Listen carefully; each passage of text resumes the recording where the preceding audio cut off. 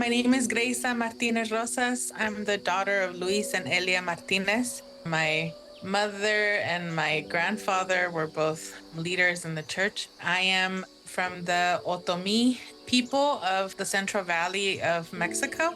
When I was 7 years old, my family and I made the journey to the US from Hidalgo, Mexico. My mother and my father made the difficult and courageous decision to make a new life for their families and their 4 little girls here. We decided the only way that we could come here was through crossing the Rio Grande waters. And I remember how cold the water was. Sometimes I still feel the cold in my skin. I remember almost losing my mother to the current of the Rio Grande. I just also remember making it to the other side and being so grateful that my parents had been courageous and had brought us here.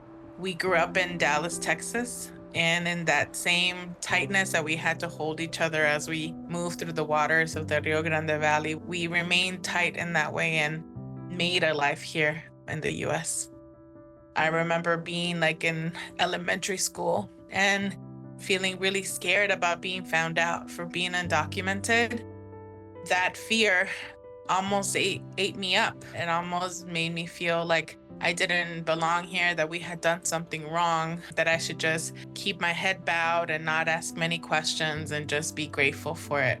But in my late teens, when I was a senior in high school, and I saw the passage of the Sensenbrenner bill, and the bill in itself would say that people like my mother and father, who had given up so much, who woke up every morning to build our family, would be treated as criminals. And not only that, the people that would choose to help us would also be criminalized. And I just couldn't take it. I couldn't take the idea of that. And so when I was a senior in high school, my friends and I organized a high school walkout, much like the walkouts that we're seeing in North Carolina today, and LA and Chicago. I felt unstoppable by then, that I had a voice, that I should shout from the rooftops. Unfortunately, my life has been dotted by very daunting challenges in life. When I was a sophomore in college, my dad was detained and summarily deported after just a couple of days.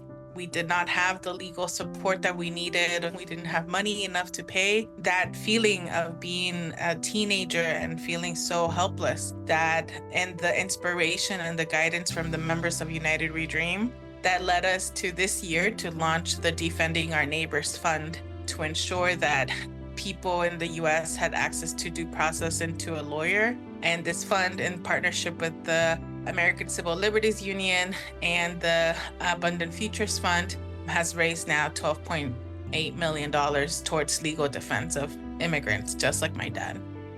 That story is part of the reason why I believe in youth organizing and why I believe in the power of young people to transform. I'm not special. What I have inside of me is what's inside of everyone, every young person, every immigrant child. But I was really lucky to be able to have opportunities to channel that strength and those gifts. And part of my work at United We Dream is to do that for many, many other young people. You started from the bottom. Tell us about that part of your life.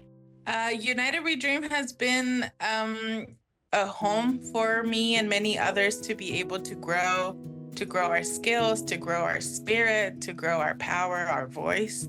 When I first entered the organization, I was a member, someone that was part of the big 2010 mobilizations to Washington, D.C. in fighting for the DREAM Act. It's the same places where that Sensenbrenner bill took place. I was there calling on members of Congress to pass the DREAM Act.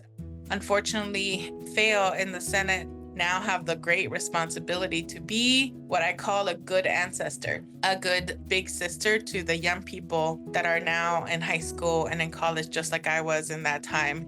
Support them in their leadership of changing the conditions of this country for the better. What would you say are the most important challenges right now for United We Dream?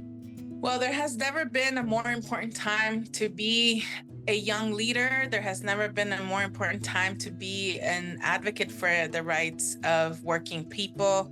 And there has never been a more important time to be a proud immigrant than this time. It's also the darkest time in our history.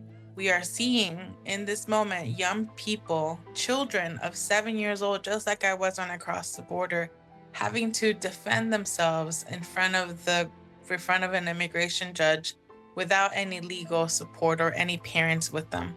We're seeing the disappearances of our loved ones every day while they're going to work only because of the color of their skin, because they look Latino, because they speak Spanish, because they look Asian, because they look Southeast Asian. It is challenging and horrifying time that unfortunately I think history will look upon with a lot of shame for the people that are making these decisions.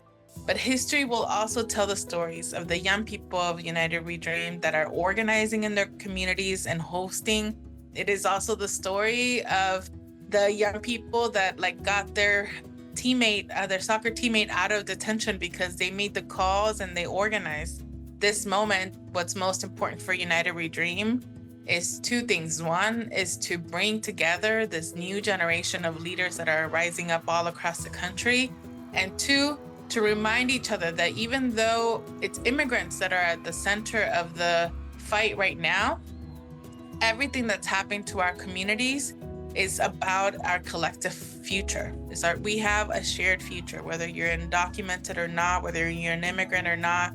If you're someone that's a working person here in this country, this is a horrifying moment and you're not alone. Many of us are horrified by what's happening in our communities, in our neighborhoods, how immigrants are being hunted, literally hunted in every single street in this country. Followed into childcare centers, and ICE agents covered their faces and detaining people.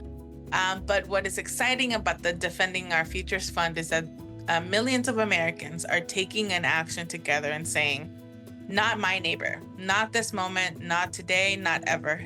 Greisa, what would you tell to those who want these deportation actions to continue?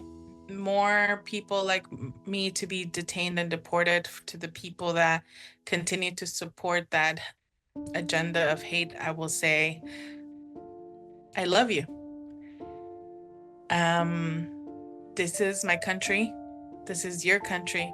We have an opportunity to make this better. To the kids that are being separated from their parents and those that are harmed, that every day wake up feeling afraid about what's going to happen to them, I will say, you're not alone. We're fighting for you. To those people that are standing up and organizing in this moment, I say thank you, and we're gonna win. It is always a small group of people that are standing up for each other, to not lose hope, to take the rest that you need in this moment. Let's rest up and then come back, because this is our country. Whether I am inside of its borders or outside of it. For the Latinos, los Mexicanos, Venezolanos, Colombianos, wherever part of Latin America you're from, I want to remind you that we have something inside of us that no one can take away, which is our love for one another, our culture, our delicious food, that there is power in being Latino in this country. Benito or Bad Bunny reminds us to take many more photos and remember the good times that we'll have with our families now, and to not give up and give in to the fear. My name is Greisa Martínez Rosas. I am undocumented, unafraid, queer, and unashamed. We have come too far. We will not turn around. We will flood the streets with justice because we are freedom bound. Those are the words of a Black poet, June Jordan, and they ring true today. Power!